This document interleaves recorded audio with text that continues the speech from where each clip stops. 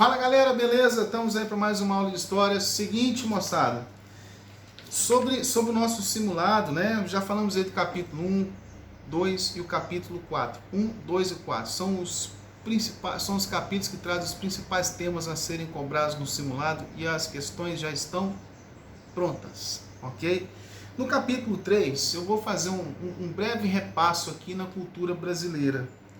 Tá? Você tem logo na abertura aí uma série de figuras que representam parte da cultura brasileira, cultura do segundo reinado, né? Nós herdamos muito dessa cultura nos dias atuais, ó, violino, berimbau, né? Esse tambor aqui que é chamado de djembe, esse aqui é o djembe, djembe, não é djam, é djembe, ok? Mandioca, pizza, né? Leque, tamanco, berimbau, sanfona, rede de descanso, feijoada, casa de pau a pique, cesto, oca, tudo isso é a herança dos grupos indígena, negro e de imigrantes europeus. Praticamente tudo isso. De imigrantes europeus aqui já temos a pizza. Dos grupos indígenas, a mandioca. Né? Dos grupos negros, feijoada, berimbau, violino, grupos imigrantes europeus. O tambor do djembe aqui, né? O djembe, né? Que é uma herança africana. Beleza? Muito bem. Nós vamos começar aqui, ó, falando na página 46 e 47 sobre a cultura indígena. Ok?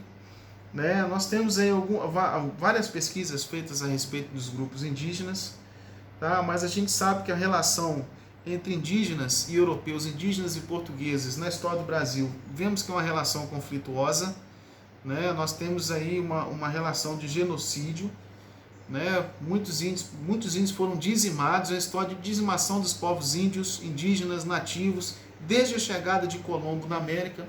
Os espanhóis foram muito cruéis com grupos indígenas e os portugueses também não ficaram muito para trás, ok? Né? Houve uma dizimação grande de grupos indígenas. Nós vamos ter aqui, ó, quando foi feita a Lei de Terras em 1850, os índios eram classificados aí como grupos, né, como grupos selvagens. Embora você tinha hordas de índios selvagens, né, e outros que depois, com o passar do tempo, passaram a ser bons selvagens. Não deixar de carregar consigo, né, esse preconceito institucional que quando se vê um grupo indígena, não vê como selvagem. Tá legal? Acontece que no século XIX, o grupo indígena brasileiro, ele vai ser visto como símbolo da nação brasileira. Porque a partir do século XIX, através do Instituto Histórico e Geográfico Brasileiro, IHGB, né, que nós vamos ter aí a construção da figura da nação brasileira, né, que o símbolo da nação brasileira será o grupo indígena, porém tratado do modo romântico, levando em consideração a influência do romantismo, tá legal? Para os grupos, né, da literatura romantista, né, da pintura do romantismo e da literatura, mas na vida real a relação com os indígenas era uma relação conflituosa. Nós temos algumas heranças indígenas aqui na culinária, né? Vou dizer alguns nomes aqui e vocês vão ver, ó. Um legado das práticas alimentares dos grupos indígenas, adotadas pelos portugueses. A partir, né, dos grupos indígenas, nós passamos a consumir milho, batata doce, amendoim, abóbora, abacaxi, caju, mamão, açaí, guaraná, mandioca, tapioca, canjica, mate, muita coisa, ok? Né? Quer dizer, os índios transmitiram, deixaram aqui parte da sua cultura. Outros elementos culturais que você vai ver aqui na página 47, né? Nós vamos citar aqui a coivara, que é a pesca, que a coivara, né? A coivara, que é a técnica o emprego do fogo nas técnicas agrícolas. Pesca com rede, ok? O puçar, que é uma peneira para apanhar peixe, e o mutirão, né? Que é um trabalho coletivo. Uso de ervas medicinais, né? Chá para isso, chá para aquilo, né? O chá de boldo, um chá capim-cidreira, o chá para um monte de coisa. São as ervas medicinais que já eram utilizadas pelos grupos indígenas. Da arquitetura, a cobertura feita com palha, né? Paredes com galhos entrelaçados, recobertas de barro. E a língua portuguesa recebeu muita coisa dos grupos indígenas também. né? Quando se fala assim a questão do nhenhenhê, você está falando demais. Né? Se fala assim, vou levar uma criança na cacunda. O nome cacunda é uma herança indígena. Ok? Temos uma cidade aqui pertinha, que é Piraúba. Piraúba é um nome indígena, porque Piraúba significa peixe dourado.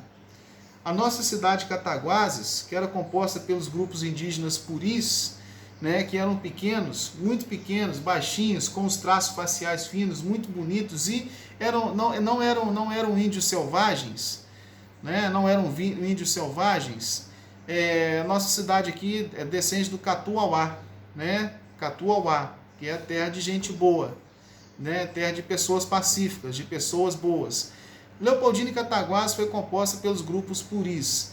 Agora, para o lado de Ubá, Rio Pomba, nós tínhamos os coroados, que eram mais selvagens. E aí nós temos aqui a chegada do Guido Marliere, do francês Guido Marliere, né, que prestou serviço a Dom João VI, com a finalidade de pacificar os grupos indígenas dessa região, principalmente os coroados. Ok? Beleza? E aí, depois dos grupos indígenas, nós falamos das culturas africanas. O que os africanos trouxeram para o Brasil, né? Você tem aqui o machixe, o samba, o choro. Vou falar para vocês do samba. O samba, na verdade, vem de Angola, que na verdade em Angola era conhecido como semba, com E não com A, como nós pronunciamos. Aqui falamos do samba, né, como símbolo da cultura brasileira, símbolo nacional da música brasileira. Mas, né, ele veio como semba, que era a dança do umbigo, ou da umbigada, a dança da umbigada, que se fazia um círculo, né, e depois as pessoas iam e batiam o umbigo no outro, ou levavam o umbigo até no chão com os batuques do samba. Né, o samba veio para Salvador, do Salvador desceu para o Rio de Janeiro, e do Rio de Janeiro, né, o samba se transformou em símbolo da cultura, símbolo nacional da cultura brasileira, ou seja, um patrimônio imaterial. Ok? Que você tem a questão do samba. Além do samba, nós temos aí o jogo de capoeira, né? O jogo de capoeira. Você tem a questão do sincretismo religioso, né? As religiões de matriz africana. Se é de matriz africana, é uma religião que descende dos grupos africanos. Porque os africanos foram muito espertos, né? Eles conseguiram fazer com que a sua cultura religiosa fosse mantida, não fosse derrubada, sufocada ou extinta pelo cristianismo europeu, imposto no território brasileiro sobre a cultura religiosa indígena.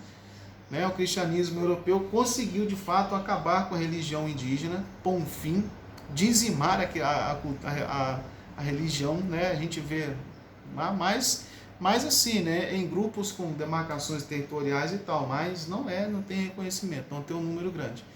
Ok? Porque acontece que os grupos africanos, eles fizeram sincretismo, ou seja, eles fizeram uma mistura, né? Eles pegavam, por exemplo, né, a Nossa Senhora Aparecida representa Iemanjá, que é a deusa da água, a divindade da água.